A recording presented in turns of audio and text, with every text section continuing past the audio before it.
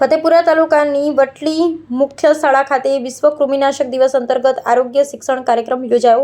ફતેપુરા તાલુકાના વટલી ગામે મુખ્ય પ્રાથમિક શાળા ખાતે શાળામાં વિદ્યાર્થીઓને આરોગ્ય સંબંધિત વિવિધ વિષયો અંગે જાગૃતિ માટે તેમજ કૃમિ વિશે જાણકારી મળી રહે તે ઉદ્દેશ્યથી આરોગ્ય શિક્ષણ કાર્યક્રમનું આયોજન મુખ્ય જિલ્લા આરોગ્ય અધિકારી શ્રી ડોક્ટર ઉદય ટીલાવતના સૂચના અન્વયે તેમજ ફતેપુરા તાલુકા આરોગ્ય ઓફિસર શ્રી સુરેશ અમલિયારના માર્ગદર્શન હેઠળ કરવામાં આવ્યું હતું। પ્રાથમિક આરોગ્ય કેન્દ્ર માધવાના વટલી આયુષ્યમાન આરોગ્ય મંદિર વટલી CHO આરોગ્ય કર્મચારી દ્વારા નીચે મુજબના મુદ્દાઓ વિશે માર્ગદર્શન આપવામાં આવ્યું હતું।